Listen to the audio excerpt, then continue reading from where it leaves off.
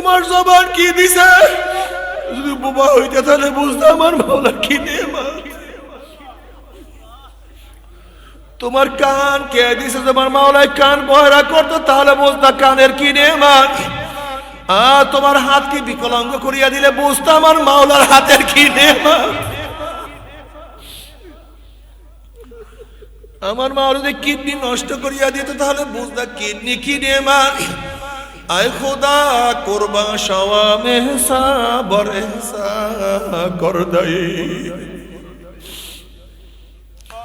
বাবারে আমার মাওলার এত নেয়ামত ভোগ করো, কিন্তু আমার মাওলার হুকুম মানো না। আমার মাওলা ও ছাড়বে না। আল্লাহ বাবারে বাংলাদেশ সরকারের কিছুই আমরা ভোগ করি না, বরং বাংলাদেশ সরকার আমাদের খাজনা ট্যাক্স ভ্যাটের পয়সা দিয়ে কত আনন্দ ফুর্তি করে। এরপরে সরকারের হাজার হুকুম পালন করি, কোন একটা হুকুম অমান্য করলে তোমার বিরুদ্ধে আমার বিরুদ্ধে একটা কেস হয়ে যায়। চার্জশিটের কাগজ নিয়ে পুলিশ সিআইডি ঘুরতে থাকে, কোথায় আসামি লুকানো অবস্থায় আছে, পলানো অবস্থায় আছে। যখন আসামি টের করতে পারে অমুক ঘরের মধ্যে পলানো, ঘরের চাইরো পাশে পুলিশ ব্যাট দিয়া ফেলায়। যখন আসামি অনুভব করে পুলিশ ব্যাট দিয়া ফেলাইছে, আসামির হুঁশ থাকে না। একবার চকির তলে পলায়, একবার মাথার মধ্যে উঠে, একবার জানলা খুলে আবার দরজা খুলে পুলিশ বন্দুক উঁচা করিয়া বলার খবিস। এতদিন সরকারের হুকুম মানে, আজকে আর সরকারের হুকুম না মানে উপায় নাই। এরপর হাতের মধ্যে হ্যান্ডকাপ লাগাইয়া টানতে টানতে জজখানায় হাজির করিয়া ফেলায়। দুই হাত জোর করিয়া আসামি বলে, জজ সাহেব সরকারের কোন হুকুম অমান্য করি নাই, মাত্র একটা হুকুম অমান্য করছি, অথচ সরকারের আমি কিছুই ভোগ করি না। সরকার আমাদের খাজনা ট্যাক্সের ভয় পয়সা দিয়ে আপনার চাকরির বেতনের পয়সা দেয়। এরপরও সরকারের হাজার হুকুম মানছি, একটা হুকুম অমান্য করছে, আপনি আমাকে মাফ করিয়া দেন। তখন জজ সাহেব বলে, বাবা এখানের মাফের কোনো আইন নাই, একটা হুকুম অমান্য করছে, একটা হুকুম অমান্য করার শাস্তি তোমাকে ভোগ করতে হবে। এরপরে জজ সাহেব কাউকে 30, কাউকে 40, কাউকে 50, কাউকে যাবজ্জীবন, কাউকে ফাঁসির রায় লিখিয়া দেয়।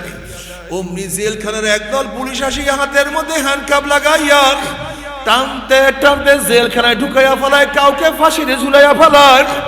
যদি বাংলাদেশ সরকারের কিছু ভোগ না করিয়াও যদি সরকারের হুকুম অমান্য করার কারণে জেলে থাকতে হয়, ফাঁসিতে ঝুলতে হয়, তাহলে আমি প্রশ্ন করবো, আসমান কার, জমিন কার? আমার মাওলার আসমান, আমার মাওলার জমিন, আমার মাওলার সূর্য, আমার মাওলার চন্দ্র, আমার মাওলার বাতাস, আমার মাওলার গাছ, আমার মাওলার মাছ, আমার মাওলার পানি, আমার মাওলার চক্ষু, আমার মাওলার হাট, আমার মাওলার লাশ, আমার মাওলার কিডনি, আমার মাওলার রক্ত, আমার মাওলার সব নেয়ামত ভোগ করিয়া যারা আমার মাওলার হুকুম মানবা না, আমার মাওলা ও ছাড়বে না। বিসমিল্লাহির রহমানির রহিম।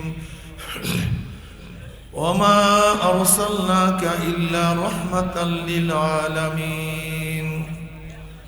সাদাকাল্লাহু মাওলানা আযীম ওয়া সাদাকা রাসূলুন নবীল কারীম। আল্লাহ পাকের বান্দা জনাব মুহাম্মদ রাসূলুল্লাহ সাল্লাল্লাহু আলাইহি ওয়াসাল্লামের উম্মতগণ, আল্লাহ পাক রব্বুল আলামিন আপনাকে আমাকে ফিতনা ফাসাদের জমানায় যখন তাম দুনিয়ার থেকে ইসলাম মুসলমানদেরকে মিটিয়ে দেওয়ার ষড়যন্ত্র চলতেছে, তাম দুনিয়ার মধ্যে ইসলাম মুসলমান থাকবে কি থাকবে না এই প্রশ্নের সৃষ্টি হয়েছে। যে জমানায় মানুষ নেকের কাজ ছাড়তেছে, গুনার কাজ ধরতেছে,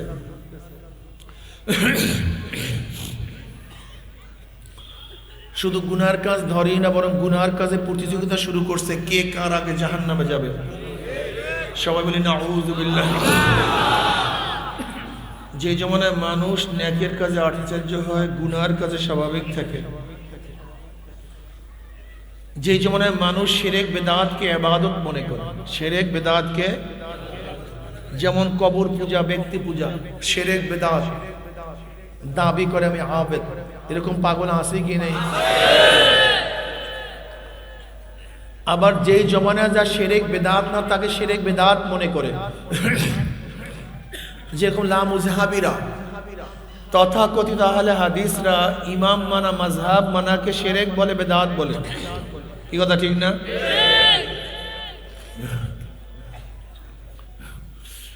অথচ এগুলি খুবই জরুরি। একজন সাধারণ মানুষ ইমাম মানা ব্যতীত, মাযহাব মানা ব্যতীত জান্নাতে যাওয়ার কোনো সূরাতই নাই, রাস্তাই নাই। সাধারণ মানুষ যদি কাউকে নাই মানে, অনুসরণ নাই করে, অনুকরণ নাই করে, কেউ ইত্তেবা নাই করে, সে জান্নাতে যাবে কিভাবে? সে তো জানেই না নামাজ কিভাবে পড়তে হয়, কিভাবে রোজা রাখতে হয়, কিভাবে উজু করতে হয়। ঠিক না ভাই? যেটা খুবই জরুরি সেইটাকে শিরক বিদআত মনে করে। কতিপয় মানুষ আংশিক দিন পালন করেও পরিপূর্ণ দিন পালন করার ঢেকুর তুলে। ভাই একটু কমায় দেন মাইক। পালন করে আংশিক, দাবি করে আমার চেয়ে বড় দিনদার আর কেউ নেই। মাইক কমায় দেন।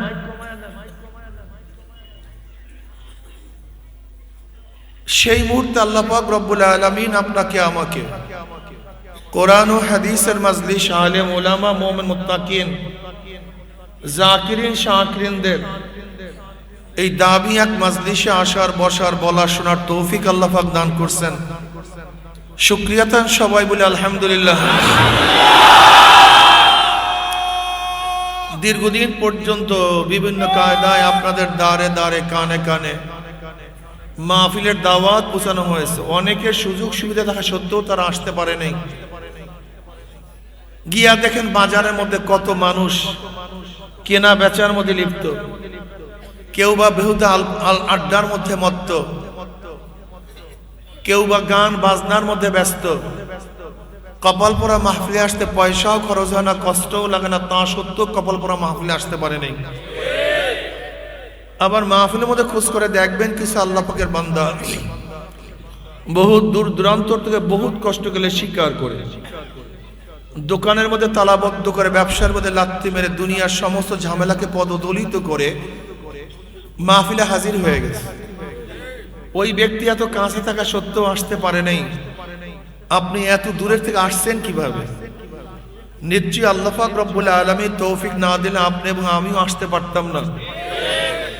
যে মাওলাই কারীম আপনাকে আমাকে ওই সমস্ত গাফেলদের অন্তর্ভুক্ত না করে এই মুমিন মুত্তাকিন, জাকিরিন শাকিরিনদের গুরুত্বপূর্ণ এক দামি মাজলিসে আসার, বসার, বলার, শোনার তৌফিক দান করছেন, আমরা বেজান না খুশি?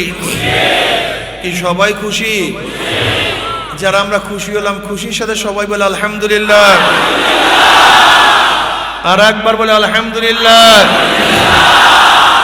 এই মাজলিস অনেক গুরুত্বপূর্ণ, অনেক দামি। জিকিরের মাজলিসকে আমি সবসময় ধোলাই কারখানা বলি। যেরকম ধোলাই কারখানা জামা কাপড় দেওয়া হলে জামা কাপড়গুলি কারখানাওয়ালা ফেরত দেয় পরিষ্কার অবস্থায়, দিছিলাম ময়লা অবস্থায়, ফেরত পরিষ্কার। এখানে ঢুকছিলাম, আমল নামায় বহুত গুনাহ ছিল, গুনার কালি ছিল, ময়লা ছিল। আল্লাহ পাক কবুল করলে মাজলিস থেকে বের হয়ে যাবে, গুনাহ সব সাফ হয়ে যাবে, পরিষ্কার হয়ে যাবে। বক্তব্য আমার না, বুখারীর মধ্যে দীর্ঘ এক রওয়ায়াত আসছে, আল্লাহ পাক জিকিরের মাজলিসকে কেন্দ্র করে ফেরেশতাদের সাথে বিভিন্ন প্রশ্ন এবং জবাব দেওয়ার পরে সিদ্ধান্ত দেন, উশহিদুকুম আন্নী কাদ গাফারতু লাহুম। ফেরেশতারা সাক্ষী থাক, গোটা মাজলিসের বান্দাদের গুনাহ খাতা আমি সব মাফ করে দিয়েছে। সবাই সুবহানাল্লাহ পড়বেন না নাকি? গুনাহ মাফ হবে কিভাবে? এই যে একবার সুবহানাল্লাহ পড়ছেন, পড়ার সাথে সাথে আমলনামায় 1000 নেকি লেখা হয়ে গেছে, 1000 গুনাহ জড়ে গেছে, মিজানের অর্ধেক নেকি পূর্ণ হয়ে গেছে। ইমাম বুখারী রাহমাতুল্লাহ আলাইহি তার কিতাবই শেষ করছেন, ওয়া আবি হুরায়রা রাদিয়াল্লাহু তাআলা قال قال رسول الله صلى الله عليه وسلم। পড়বেন না সবাই সাল্লাল্লাহু আলাইহি? কালিমাতানি হাবিবাতানি লির রহমান খফিফাতানি আলাল লিসান সাকিলাতানি ফিল মিজান সুবহানাল্লাহি ওয়া বিহামদিহি সুবহানাল্লাহিল আযীম। কিয়ামতের ময়দানে সুবহানাল্লাহ আলহামদুলিল্লাহ নেকি ভারী হয়ে যাবে, জম্মের ওজন। সকিলাতান ফিল মিজান, জবানে হালকা কিন্তু মিজানে খুবই ভারী। কালেমা দুইটা কি? সুবহানাল্লাহ ওয়া বিহামদিহি সুবহানাল্লাহ, সুবহানাল্লাহ, আলহামদুলিল্লাহ।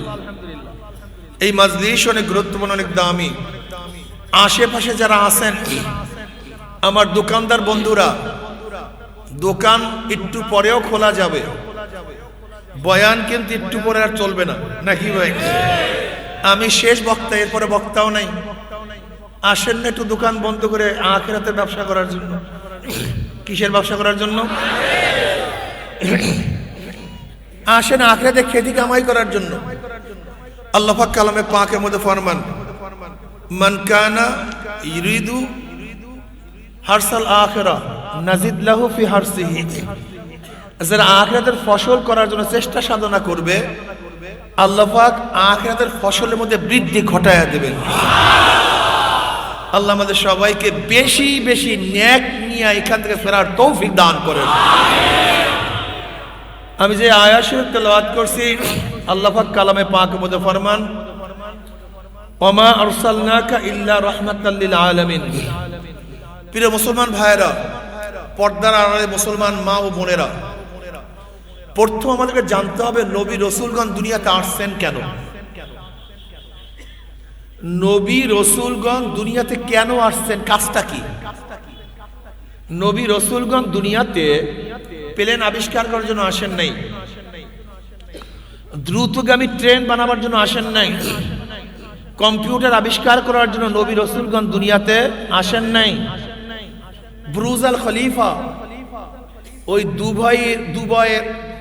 দুবাইয়ের 165 তলা বিল্ডিং বানাবার জন্য নবী রসুলগণ দুনিয়াতে আসেন নাই। নবী রসুলগণ দুনিয়াতে কেন আসছেন? মানুষরূপী ও মানুষদেরকে মানুষ বানাবার জন্য। বলেন তো কেন আসছেন? তুমি বলো কেন আসছে? বলো। মানুষরূপী ও মানুষদেরকে, বাস এটা মাথার মধ্যে নেন, এটা মাথার মধ্যে ঢুকান। হাজারো মাসআলা হল হয়ে যাবে, হাজারো প্রশ্নের জবাব পেয়ে যাবেন। নবী রসুলগণ দুনিয়াতে ধনী বানাবার জন্য আসেন নাই, কৃষিতে কিভাবে উন্নয়ন করবেন এর জন্য দুনিয়াতে আসেন নাই, কিভাবে খনি আবিষ্কার করবেন এর জন্য দুনিয়াতে তারা আসেন নাই। নবী রসুলগণ দুনিয়াতে আসছেন মানুষরূপী ও মানুষদেরকে মানুষ বানাবার জন্য। উদাহরণস্বরূপ উমর বিন খাত্তাব রাদিয়াল্লাহু তাআলা আনহু ইসলাম গ্রহণ করার আগে, ঈমান আনার আগে তার অবস্থাটা কি ছিল? আবু জাহাল ঘোষণা দিছে, তোমাদের মধ্যে এমন কি আসো মুহাম্মাদের কল্যাণ নিয়ে আসতে পারবা? জোরে বলেন নাউযুবিল্লাহ সাল্লাল্লাহু আলাইহি ওয়াসাল্লাম। এমন কি আসো? কি দেয়া হবে? 100 লাল উট, উটের মধ্যে সবচেয়ে দামি উট লাল উট, 100 লাল উট দেয়া হবে যদি তার ঘাড় নিয়ে আসতে পারো। ওমর বিন খাত্তাব রাদিয়াল্লাহু বললেন, আবু জাহাল উট তৈয়ার রাখো, প্রস্তুত রাখো, অন্য কাউর প্রয়োজন নাই, আমি নিয়ে আসতেছি। নাঙ্গা তলোয়ার নিয়ে রওনা করছে। কার ঘাড় আনার জন্য? সরদার দু আলম আলাইহিস সালাতু ওয়াস সালামের ঘাড় আনার জন্য, সের মুবারক আনার জন্য রওনা করছে। আর আপনারা জানেন সবচেয়ে নিকৃষ্ট ওই ব্যক্তি, সবচেয়ে খারাপ ওই ব্যক্তি যেই ব্যক্তি কোনো নবীকে হত্যা করে। নবীকে যেই ব্যক্তি হত্যা করে তার চেয়ে নিকৃষ্ট আর কেউ হতে পারে না। তোমার রাদিয়াল্লাহু তাআলা নবী আলাইহিস সালাতু ওয়াস সালাম ঘাড় আনার জন্য রওনা করছেন। লোকটা ভালো না খারাপ? জমনের খারাপ, জমনের খারাপ। অথচ এই ব্যক্তি ঈমান আনার পর, ইসলাম গ্রহণ করার পরে নবী আলাইহিস সালাতু ওয়াস সালাম কি বললেন? আপনারা আবার দ্বিতীয়বার উঠবেন না, বসেন, দ্বিতীয়বার উঠবেন না। বিসমিল্লাহির রহমানির রহিম। না না, নবী আলাইহিস সালাতু কি বললেন? আমার পরে কেউ নবী হইল ওমর নবী হয়ে যেত। আপনারা জানেন ওলি, গাউস, কুতুব, মুফতি, মুহাদ্দিস, মুস্তাহিদ, সাহাবী, সবচেয়ে বেশি দামি নবী নবীদের চেয়ে দামি কেউ নাই। যেই ওমর ছিল সবচেয়ে নিকৃষ্ট, অথচ ঈমান আনার পর, ইসলাম গ্রহণ করার পরে নবী আলাইহিস সালাতু ওয়াস সালাম বললেন, আমার পরে কেউ নবী হইলে কে নবী হয়ে যেত? ঘটনাটা কি? ইসলাম এবং ঈমান আনার পর ওমরের কি পরিবর্তন হলো? ঈমান আনার আগে ওমরের চক্ষু ছিল দুইটা, এখন ঈমান আনার পরে চক্ষু চারটা হয়ে গেছে নাকি ভাই? হ্যাঁ, কান ছিল দুইটা, এখন ছয়টা হয়ে গেছে। হাত ছিল দুইটা, এখন আটটা হয়ে গেছে। ওমর লম্বা হয়ে গেছে অনেক বেশি, সৌন্দর্য বেড়ে গেছে, 1000 কোটি টাকার মালিক হয়ে গেছে, অনেক সম্পত্তির মালিক হয়ে গেছে। তোমার মধ্যে এমন কি পরিবর্তন আসছে? সেই পরিবর্তনটা কি? একজনে চিন্তা করছেন? ওমরের ঈমান আনার আগে যে চেহারা, যে উচ্চতা, সব ঠিক। ঈমান আনার পর অবয়ব, শরীরের গঠন আকৃতির কোনো পরিবর্তন হয় নাই। কিন্তু ওমরের মধ্যে কি জিনিস পরিবর্তন হইল, যেই পরিবর্তনের কারণে নবী বললেন, আমার পরে কেউ নবী হয়ে গেল, ওমর নবী হয়ে যেত। ওমরের মধ্যে এমন কি পরিবর্তন আসছে? ওমরের কথা পানি শুনে, নদী শুনে। আপনারা জানেন, মুসলমানরা মিশর দখল করার পরে নীল নদের মধ্যে প্রতি বছর একজন সুন্দরী, সুশ্রী, আকর্ষণীয় রমণীকে জবে না দেওয়ার আগ পর্যন্ত জোয়ার সৃষ্টি হইত না। মুসলমানরা দখল করার পরে মিশরের মানুষ বলতেছে যে আমাদের তো প্রথা হলো একজন মহিলাকে জবে করতে হবে, এছাড়া জোয়ার হবে না। আর জোয়ার যদি না হয়, গোটা মিশরের মানুষ মারা যাবে, কেউ বাঁচবে না। কারণ সমস্ত কৃষি নির্ভর করে এই নীল নদীর পানির উপরে। এখন মুসলমান গভর্নর বলছেন, সম্ভব কিভাবে? সুন্দরী, সুস্ত্রী তো দূরের কথা, একজন কালো, কুৎসিত, বোবা, ন্যাংরা, লুলা মানুষকেও তো বিনা অপরাধে হত্যা করার কোনো বিধান নেই। এটা কিভাবে হত্যা করব? আমার দ্বারা সম্ভব না। চিঠি লিখছেন আমিরুল মুমিনিন ওমর ইবনে খাত্তাবের কাছে, এই অবস্থা মিশরে, কি করব? ওমর রাদিয়াল্লাহু তাআলা ডাইরেক্ট নদীর কাছে চিঠি লেখেন, হে নীল নদ। সম্বোধন করছে কাকে? হে নীল নদ, যদি আল্লাহর হুকুমে জারি হও, ওমরের চিঠি পাইতে দেরি, জোয়ার সৃষ্টি হইতে দেরি করবা না। আর আল্লাহর নামে যদি জারি না হয়, তোমার জারি হওয়ার জোয়ারের কোনো প্রয়োজন নাই। ঐতিহাসিকরা বলেন, এই চিঠি পানির মধ্যে পড়তে দেরি, জোয়ার সৃষ্টিতে দেরি হয় নাই। ঘটনাটা কি?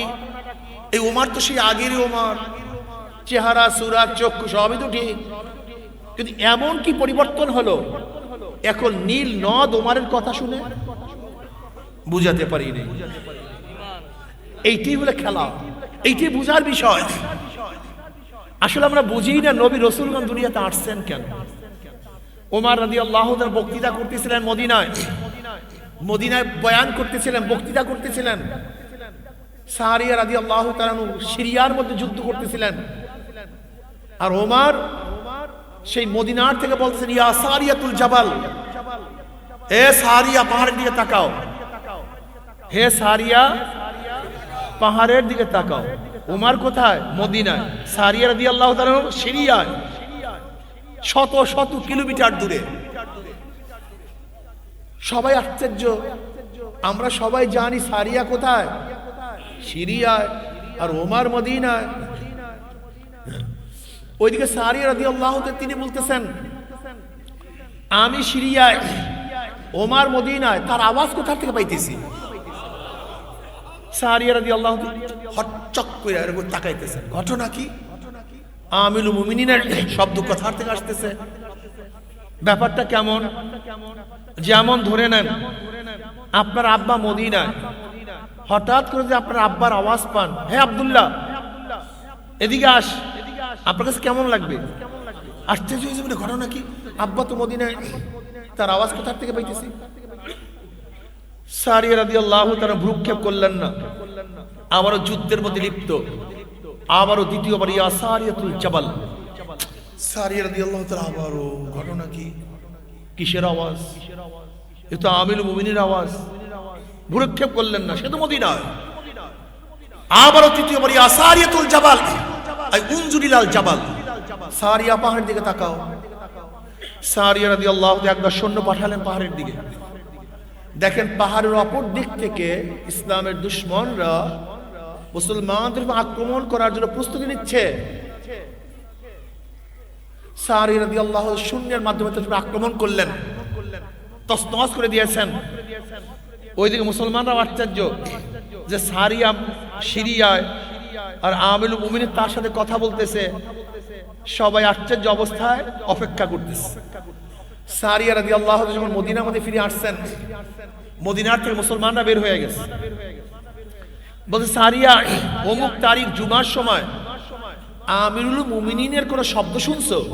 সে আশ্চর্য হয়ে গেছে।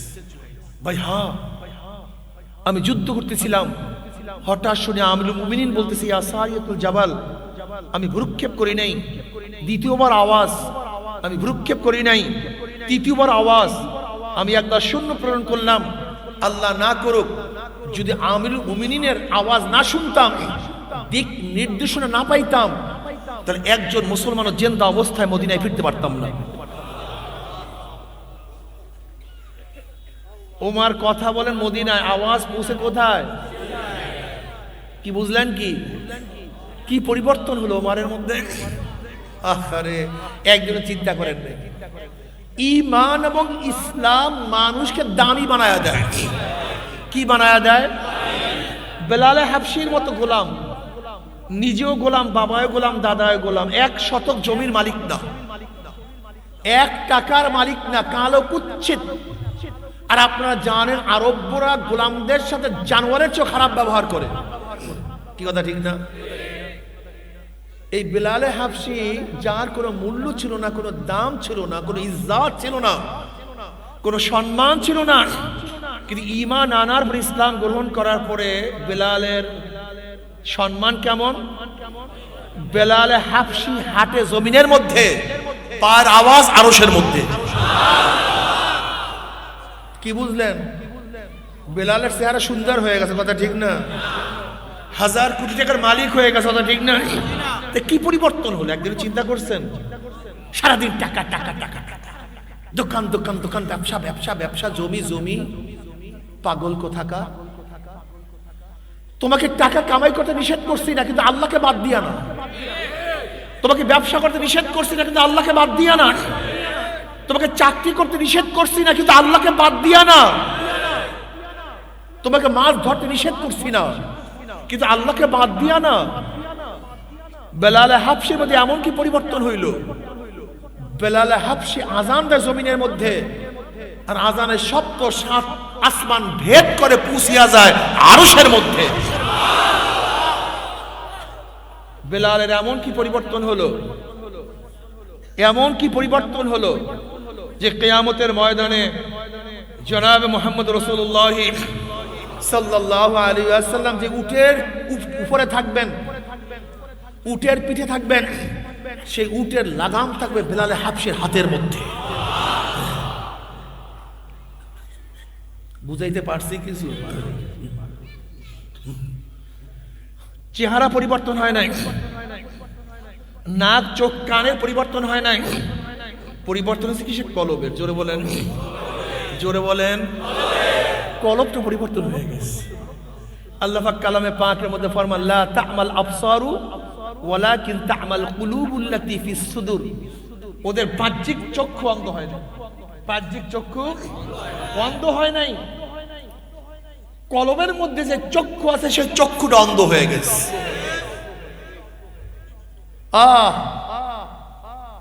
তোমার বাহ্যিক চক্ষু অন্ধ না, কলবের চক্ষু অন্ধ। তোমার সামনে সুন্দরী সুশ্রী আকর্ষণীয় রমণী দাঁড়ানো, তুমি কেন দেখো না? এর কারণটা কি? তুমি দেখো না কেন? সুন্দরীর কোনো অপরাধ না, তোমার চক্ষু অন্ধ হয়ে গেছে। তোমার সামনে এত সুন্দর বাগ বাগিচা, তুমি দেখো না কেন? বাগিচার কোনো ত্রুটি নাই, তোমার চক্ষু অন্ধ হয়ে গেছে। তোমার সামনে এত সুন্দর সুঘ্রাণ, তুমি পাও না কেন? সুঘ্রাণের কোনো কমতি নাই, তোমার নাকটা বন্ধ হয়ে গেছে। তোমার এত কাছে এত সুন্দর আওয়াজ, তুমি পাও না কেন? আওয়াজের কোনো কমতি নেই, তোমার কান বহেরা হয়ে গেছে। আল্লাহ পাকের এত মাখলুকাত, তুমি দেখো না কেন? আসলে মাখলুকাতের কোনো ত্রুটি নেই, তোমার কলবের চক্ষুটা অন্ধ হয়ে গেছে। কলবের চক্ষু অন্ধ, এর জন্য দেখো না। দেখো জীবনভর আপেল উপর থেকে নিচে পড়ছে নাকি নিচের থেকে উপরের দিকে গেছে? হ্যাঁ, দুনিয়ার সমস্ত মানুষ কি দেখছে? আপেল উপর থেকে নিচেই পড়ে, কিন্তু কেউ কিন্তু আকর্ষণ বিকর্ষণ শক্তি আবিষ্কার করতে পারে নাই।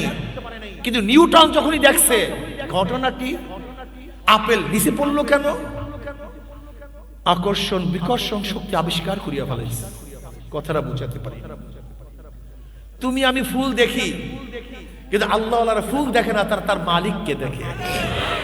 তুমি আমি ফুলের ঘ্রাণ নেই, আল্লাহ ফুলের ঘ্রাণ নেয় না, তারা মালিক নিয়ে চিন্তা ভাবনা করে। हर गुल में तू है, भू में तू है, रंग में तू, हर जात तू, जिधर दिखता हो मैं तू ही तू है, तू ही तू है, तू ही तू। বুঝাতে পারি? এ তো আগেকার ঘটনা বললাম। বর্তমান জমানে এরকম হাজারো মানুষ আছে যারা এক সময় মানুষ রূপে অমানুষ ছিল। এই না শোনেন,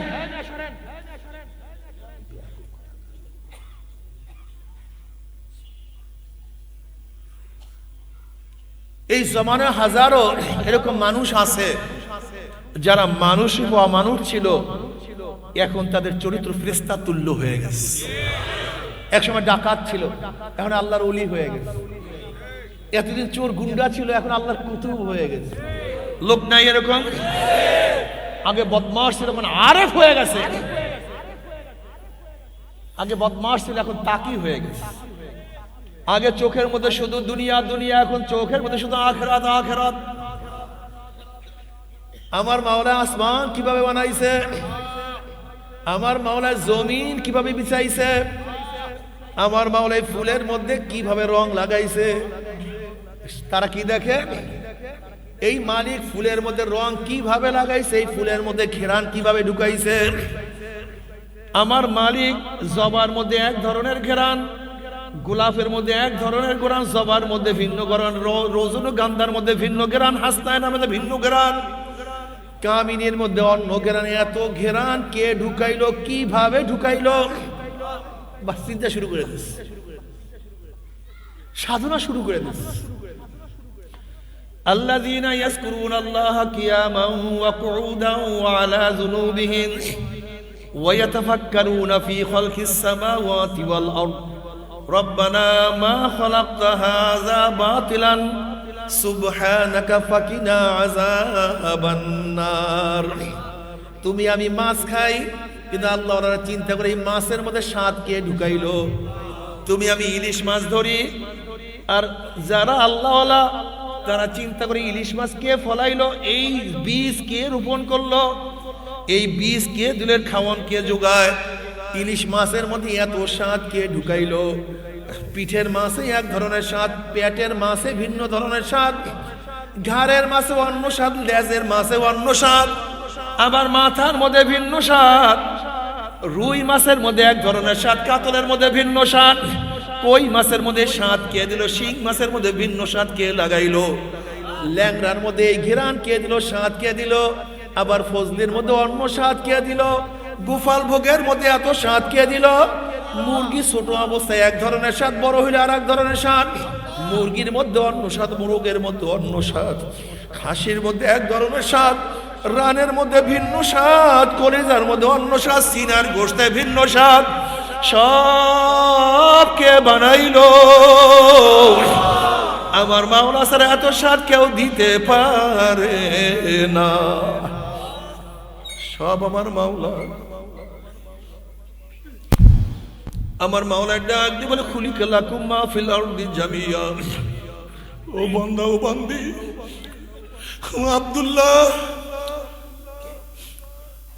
ও আব্দুল্লাহ ও আব্দুর রহমান ও রহিমা খাতুন, সব কিছু তোদের জন্য বানাইছি, সব সব তোদের জন্য বানাইছি, তোরা খা বন্ধা। এই হরেক ডিজাইনের লক্ষ লক্ষ প্রজাতির মাছ তোদের জন্য,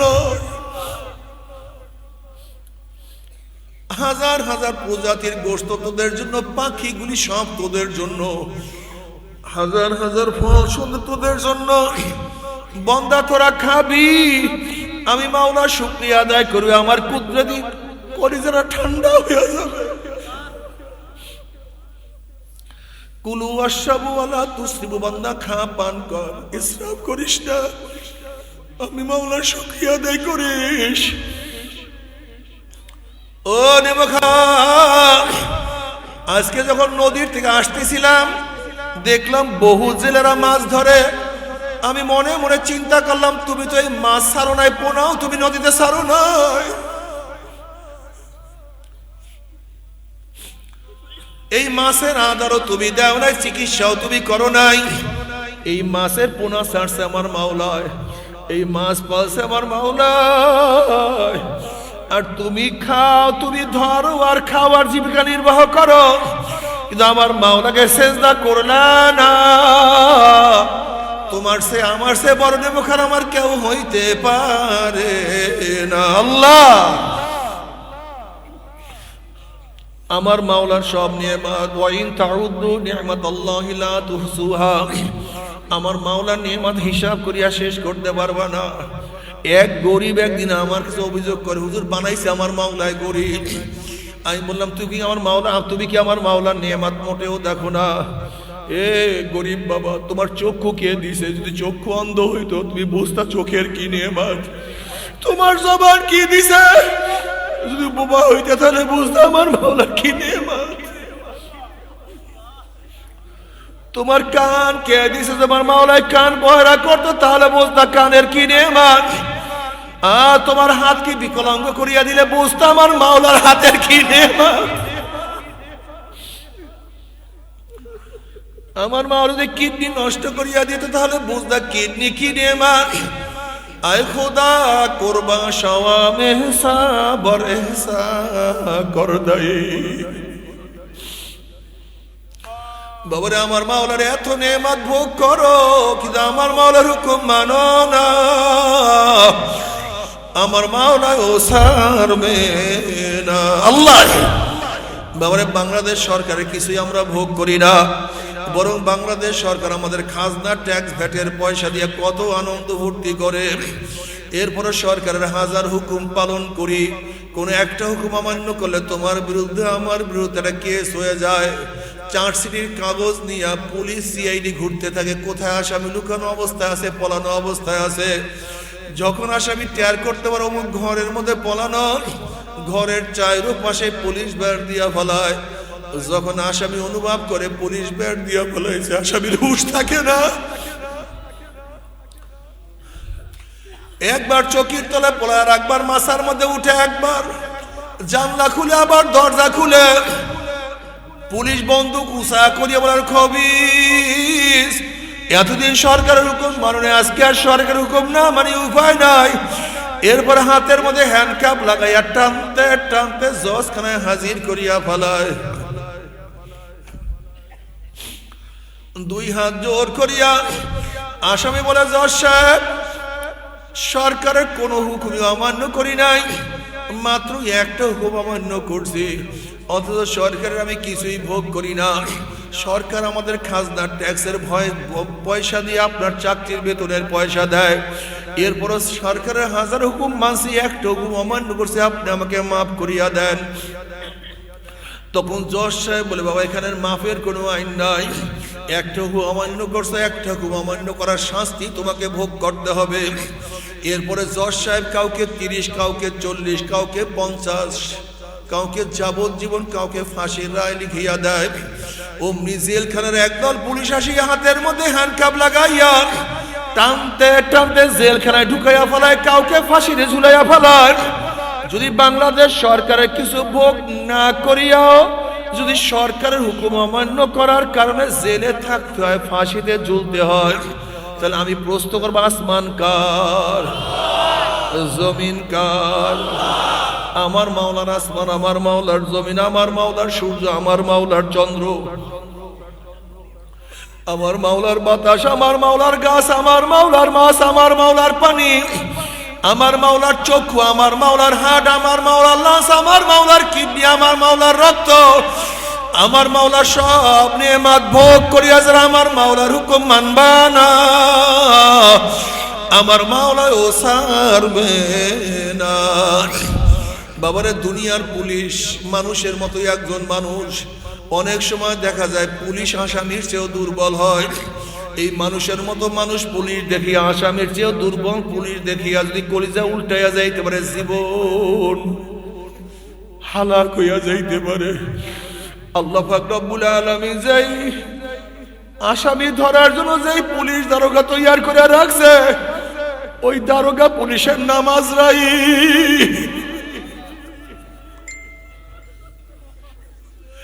ও আখিরাতের আসামির দলেরা, ও বেনামাজি হারাম করার দলেরা, ও মদ করিয়া বাখরের দলেরা, ও সুদ করার দলেরা, বাবারা শুনাইয়া রাখলাম, মান আর না মানে তুমি বুঝবার, তোমার মাওলাই বুঝবে।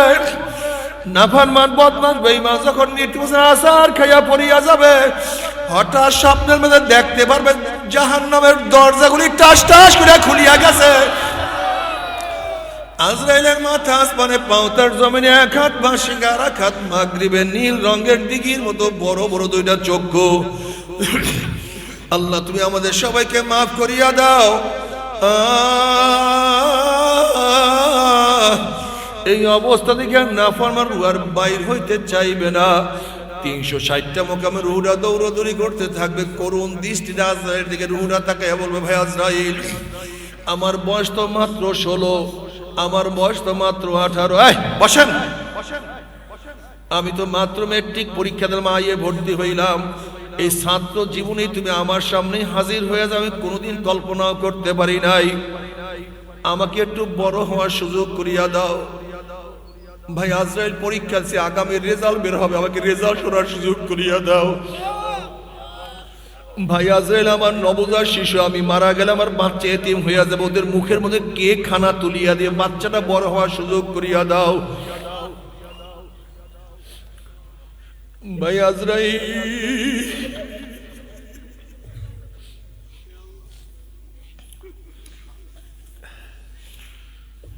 ভাই আজরাইল নতুন বিবাহ করছি, স্ত্রীর সাথে মোলাকাত করতে পারি নাই, শুধু একটা বার মোলাকাত করার সুযোগ করিয়া দাও। ভাই আজরাইল, অমুক মাহফিল গিয়া নিয়াত করছিলাম নামাজ আর কাজা করব না, রোজা আর ছাড়বো না, আমি আর বেপরদা হব না, আমি আর দুনিয়ার পিছনে ঘুরবো না। এই তওবা করব করব করতে করতে তুমি আমার সামনে হাজির হইয়া গেছো। ভাই আজরাইল, আমাকে তওবা করার সুযোগ করিয়া দাও। আল্লাহর কসম, সারা রাত্র ঘুমাবো না, সারা রাত্র ইবাদত করব, সারাদিন কিছুই খাইব না, সারাদিন রোজা রাখবো। বন্ধু বান্ধবের আড্ডার প্রশ্নই আসে না, আমি সারাদিন কোরআন তেলাওয়াত জিকির আজকারের মধ্যে লিপ্ত হইয়া যাব। ওয়া কুম মিনাস সালিহিন, আমি নেককার আল্লাহওয়ালা হইয়া যাব। আমাকে তওবা করার সুযোগ করিয়া দাও। আজরাইল আলাইহিস সালাতু ওয়াস সালামের খবীস আমার মাওলা কি কালামে পাকের মধ্যে আগেই বলেন নাই, ওয়ালা ইউআখিরুল্লাহু নাফসান ইযা জাআ আজালুহা। আমি কাউর বাড়ির দরজায় হাজির হলে গোটা দুনিয়ার মানুষ আমাকে সরাইতে পারে না। আমি কাউর দরজায় নক করলে গোটা দুনিয়ার মানুষ আমাকে ভাগাইতে পারে না। আমি আমেরিকার রাশিয়া বুলেট কামান কিছুই ভয় করি না। আর তোকে সুযোগ দেয়া হবে না। আজরাইল আলাইহিস সালাতু ওয়াস সালাম গোশাইয়ের রুডার পরে এমন জোরে থাবা মারবে, থাবার সরে কলিজার রগগুলি সিরিয়া সিরিয়া নিয়ে যাইবে।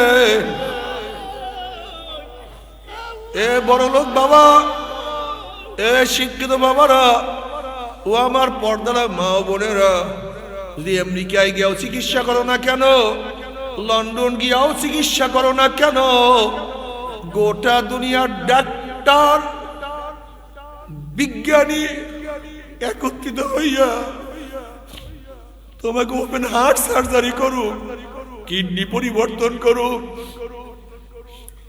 রক্ত চেঞ্জ করুক, তোমাকে আমাকে এই দুনিয়াতে আর কেউ রাখতে পারবে না। আল্লাহ, ও বেনবাজি, ও বেনবাজি, ও হারাম করে দলেরা, ও সুদখোরের দলেরা, বাবারা আমার ফের রাগ করিও না। তুমি তোমার কবরে রওনা করছো, আমি আমার কবরে রওনা করছি। ও যুবক,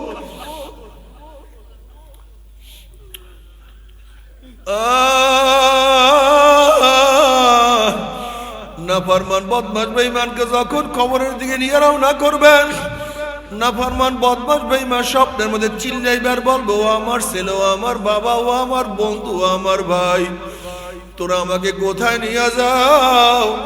এ আমার দোস্ত, তোদের সাথে কত আড্ডা মারছি, এ আমার ছেলে তোদের জন্য, তোদেরকে ভালো রাখার জন্য রৌদ্রের মধ্যে কাজ করিয়া পিঠটাকে কালো বানাইয়া ফেলাইছি। ও আমার ছেলে তোদেরকে খাওয়াবার জন্য বিদেশে কাজ করতে করতে জীবনটাকে ধ্বংস করিয়া ফেলাইছি। ও আমার ছেলে, আমার পায়ে জুতা ছিল না, তোদেরকে দামি জুতা পরাইছি। ও আমার ছেলে, আমি মূর্খ, তোদেরকে কষ্ট করিয়া বড় শিক্ষিত বানাইছি। আজকে তোর বাবার জন্য মায়াও নাই, দয়াও নাই, কষ্টও নাই। এ আমার ছেলে তোর হাতেও ধরছি, পায়েও ধরছি, তোর বাবাকে তুই কবরের দিকে নিয়ে যাস না। এ আমার ছেলে, তুই কি দেখো না কবরের মধ্যে 99টা সাপ হা করে তাকাইয়া রইছে?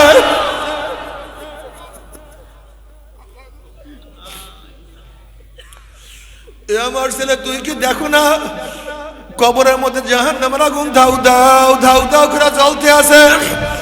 এ আমার ছেলে, তোর হাতেও ধরছি, পায়েও ধরছি, ওই কবরের দিকে আমাকে নিয়ে যাইও না।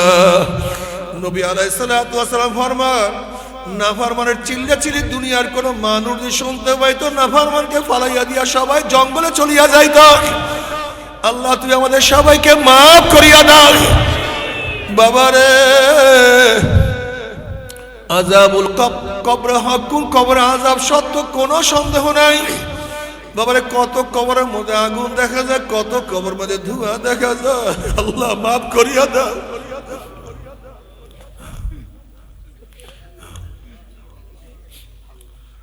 কত কবরের মধ্যে 1 বছর, 100 বছর, 1000 বছর পরেও কাপনের কাপন সহ লাশ তাজা পাওয়া যায়। আল্লাহ,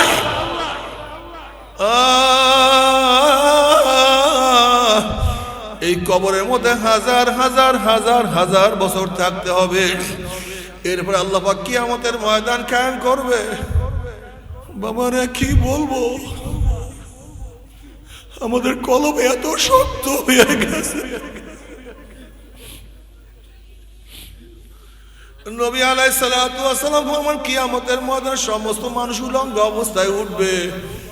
আম্মা জান আয়েশা বলছেন, ইয়া নবী আল্লাহ, ইয়া রাসূলুল্লাহ, আমরাও কি কিয়ামতের ময়দানে উলঙ্গ অবস্থায় উঠব? আল্লাহ নবী বলেন, হ্যাঁ, তোমরা উলঙ্গ অবস্থায় উঠবা। কলি, ইয়া নবী আল্লাহ, ইয়া রাসূলুল্লাহ, কোটি কোটি মানুষ কিয়ামতের ময়দানে উঠবে, আমরা উলঙ্গ অবস্থায় উঠবো, আমাদেরকে লজ্জা লাগবে না? আল্লাহর হাবিব বলেন, আয়েশা রে, কিয়ামতের ময়দানে এত মারাত্মক, এত কঠিন, এত আযাব, কোন মানুষ চক্ষু নিচের দিকে নামাইতে পারবে না। আল্লাহ, মাফ করিয়া দাও। ওইদিকে জাহান্নামের অবস্থাটা কি হবে? তাকাদু তামাইয়াজু মিনাল গায়জি কুল্লামা উলকিয়া ফিহা ফাউজুন সাআলাহুম খাজানাতুহা আলাম ইয়াতিকুম নাযীর ক্বালু বালা قد جاءنا نذير فكذبنا وقلنا ما نزل الله من شيء إن أنتم إلا في ضلال كبير وقالوا لو كنا نسمع أو نعقل ما كنا في أصحاب السعير। জাহান্নামের মধ্যে জোর চলে আসছে, রাগে এক একটা জাহান্নাম আর এক একটা জাহান্নামকে খাইয়া ফেলাইতে আছে। জাহান্নামের আগুনে 1 মাইল 2 মাইল উঁচা হইয়া শো শো আওয়াজ করতে আছে। যখন জাহান্নামে থেকে জাহান্নামে নিক্ষেপ করবে, তখন ওই ফেরেশতারা বলবে আলাম ইয়াতিকুম নাযির, এ কপাল পরে জাহান্নামের কথা কি কেউ তোদেরকে শুনায় নাই? এই জাহান্নামের কথা কি কেউ তোদেরকে বলে নাই? কলু বালা, জাহান্নামের বলে হ্যাঁ, কত উলামায়ে কেরাম জাহান্নামের বয়ান করছে। চরমনে আল্লাহর কুতুবরা জাহান্নামের বয়ান করতে করতে দুনিয়ার থেকে বিদায় হয়ে গেছে। তাদের সন্তানেরা কত জাহান্নামের বয়ান শুনাইছে। বলু বালা কদ জানা নাযিরুন ফাকাযাবনা, আমরা এগুলোকে মিথ্যা মনে করতাম, যেগুলি কিচ্ছু না। কিসের কোরআন, কিসের নবী, কিসের জান্নাত, কিসের জাহান্নাম, এগুলি কিচ্ছু না। ফাকাযাবনা ওয়া কুলনা মা নাযালাল্লাহু মিন শাইইন ইন আনতুম ইল্লা ফি দালালিন কাবীর।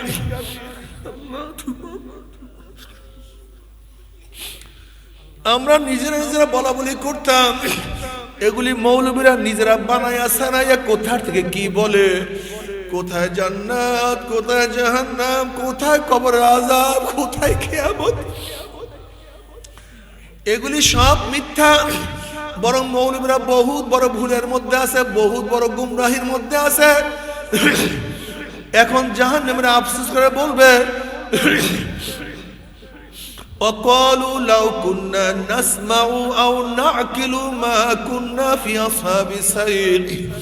আফসোস আফসোস, যদি আমরা আলেমদের কথা শুনতাম, উলামায়ে কেরামের কথা মানতাম, তাহলে আজকে কঠিন জাহান্নামে আসতে হইতো না। কিন্তু লাভ নাই,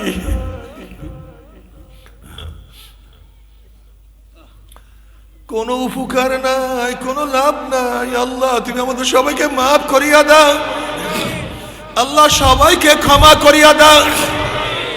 একজনকে জাহান্নামে নিও না, সমস্ত মানুষকে হেদায়েত দিও না, সমস্ত মানুষকে হেদায়েত দিও না। বাবারে মুসা আলাইহিস সালাতু ওয়াস সালাম একদিন এক জায়গা থেকে রওনা করছে, দেখে একটা পাথর কান্দে। নবী মুসা আলাইহিস সালাতু ওয়াস সালাম বলেন, পাথর তুই কেন কান্দ? পাথর বলছে, আল্লাহ নবী মুসা, আল্লাহ পাক জাহান্নামকে মানুষ এবং পাথর দিয়া জ্বালাইবে। ওয়াকুদুহান নাস ওয়াল হিজারা, ওই জাহান্নামের ভয়ে আমি কান্নাকাটি করতেছি, আপনি আল্লাহর কাছে দোয়া করেন মাওলা আমাকে মাফ করিয়া দেয়। নবী মুসা আলাইহিস সালাতু ওয়াস সালাম আল্লাহর কাছে দোয়া করেন, মাওলা হে, একটা জাহান্নাম, একটা পাথর তোমার ভয়ে জাহান্নামে কাঁদে, তুমি তাকে মাফ করিয়া দাও। আল্লাহ পাক বলেন, মুসা সুসংবাদ জানায়া দাও, আমি তাকে মাফ করিয়া দিলাম। এই সুসংবাদ জানাবার পরে মুসা আলাইহিস সালাতু ওয়াস সালাম সেখান থেকে চলিয়া গেলেন। অনেকদিন পরে মুসা আলাইহিস সালাতু ওয়াস সালাম সেখান থেকে যাওয়ার পরে দেখে পাথর আবারও কান্দে। নবী মুসা আলাইহিস সালাতু ওয়াস সালাম বলেন, হে পাথর, তুই কি আমার কথা বিশ্বাস করে মাওলা তোকে মাফ করিয়া দিছে? তখন পাথর বলছে, আল্লাহ নবী মুসা, নবীরা কোনোদিন মিথ্যা কথা বলতে পারে না, আল্লাহ আমাকে মাফ করছে, আমি বিশ্বাস করছি, তাহলে আবারও কেন কান্দ? তখন পাথর বলছে, আল্লাহ নবী মুসা, যদি আমি না কাঁদতাম আমার দিকে আপনি লক্ষ্য করতেন না, আর আল্লাহর কাছে দোয়াও করতেন না, হয়তো আপনি দোয়া না করলে মাওলা আমাকে মাফও করতো না। যে কান্নার জন্য আমার মাওলা মাফ করিয়া দিছে, ওই কান্না আমি আর কোনোদিনও ছাড়বো না, কাঁদতে থাকবো। বাবারে, তোমার আমার কলব তো পাথরের চেয়ে শক্ত হয়ে গেছে। আল্লাহ পাক কালামে পাকের মধ্যে ফরমান, সুম্মা কাসাত কুলুবুকুম মিন বাদি যালিকা ফাহিয়া কাল হিজারাতি ওয়া আশাদ্দু কসওয়া ওয়া ইন্না মিনাল হিজারাতি লামা ইয়াতাফাজ্জারু মিনহুল আনহার ওয়া ইন্না মিনহা লামা ইয়াশাক্কাকু ফায়াখরুজু মিনহুল মা ওয়া ইন্না মিনহা লামা ইয়াহবিতু মিন খাশিয়াতিল্লাহ ওয়া আল্লাহু বিগাফিলিন মা তা'মালুন। আল্লাহ পাক কালামে পাকের মধ্যে ফরমান, একদল মানুষের কলবটা তো পাথরের চেয়ে শক্ত হয়ে গেছে। এরপর আল্লাহ পাক তিন ধরনের পাথরের বয়ান করেন। এক ধরনের পাথর আমি মাওলার ভয়ে টাস টাস ফাটিয়া গেছে। একদল পাথর ফাটিয়া ফাটিয়া পানি বাহাইয়া দিতে আছে। আর একদল পাথর আমি মাওলার ভয়ে কাঁদতে কাঁদতে নহর জারি করিয়া ফেলাইছে। আর একদল পাথর আমি মাওলার ভয়ে গড়াইয়া গড়াইয়া গড়াইয়া গড়াইয়া পড়িয়া যাইতে আছে। ও মানুষ মাত্রা পাথরের দলেরা, আমার মাওলার ভয়ে জাহান্নামে তোমার চোখে পানি বের হবে না। আমার বয়ানেও তোমাদের কলব নরম হবে না। তুমি কি দেখো না, যখন পাথর ভাঙ্গার জন্য হাতুড়ি ব্যবহার করা হয়, বড় পাথরকে যখন ছোট হাতুড়ি দিয়ে বাড়ি দেয়, তখন পাথর বলে, ও হাতুড়িওয়ালা তুমি আমাকে ভাঙতে পারবা না। তখন হাতুড়িওয়ালা বলে, পাথর জানি এই ছোট হাতুড়িতে তোকে ভাঙ্গা যাবে না, আমার কাছে অনেক ওজনওয়ালা হাতুড়ি আছে, আমি নিয়ে আসতেছি। এবার ভারী হাতুড়ি দিয়া টাকাইয়া টাকাইয়া পাথর গুড়া গুড়া না করিয়া ছাড়ে না। বুঝছি আমার বয়ানে তোমাদের কলব নরম হবে না। আল্লাহ পাক এই পাথর মাত্রা কলবকে নরম করার জন্য জাহান্নামের মধ্যে আগুনের বড় বড় হাতুড়ি তৈরি করে রাখছে। আল্লাহ মাফ করে, ওই হাতুড়ি দিয়া কলব টাকাইয়া টাকাইয়া আমার মাওলা নরম না করিয়া ছাড়বে না।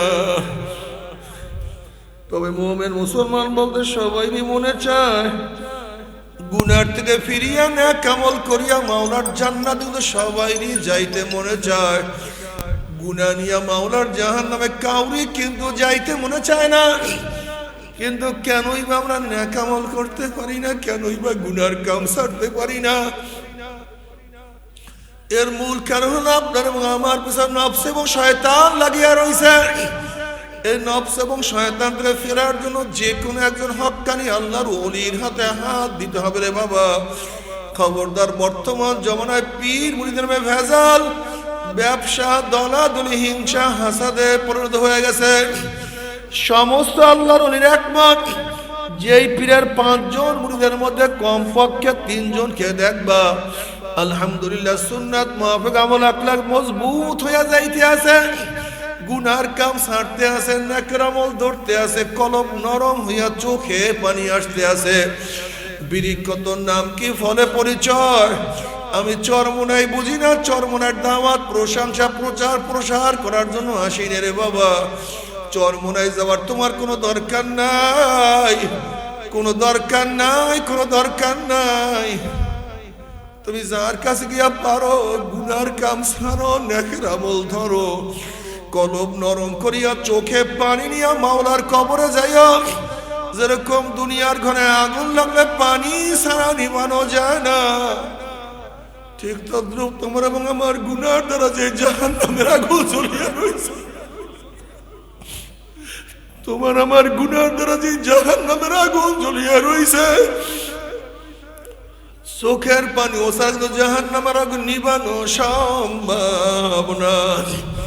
কাজে আমার জন্য দোয়া আছে, আমিও দোয়া করি, সবাই সবার জন্য প্রাণ খুলিয়া দোয়া করো, যেন কিয়ামতের ময়দানে আমরা সবাই গলাগলি বাঁধিয়া মাওলা একসাথে জান্নাতে যাওয়ার তৌফিক দিয়া দেয়। আল্লাহুম্মা আমিন, আল্লাহুম্মা।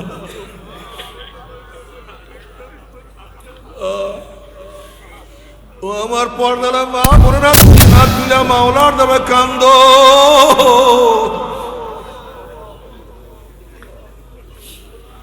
আর মাওলার কাছে মাপ চাও। কান্না না আসলে মনের বুঝরে মন, একদিন এই ঘরের দরজা দিয়ে নতুন বউ হইয়া উঠছিল রে মন। কত মেয়ে লোকে শরবত খাওয়াইছে, কত মেয়ে লোকে বাতাস করছে,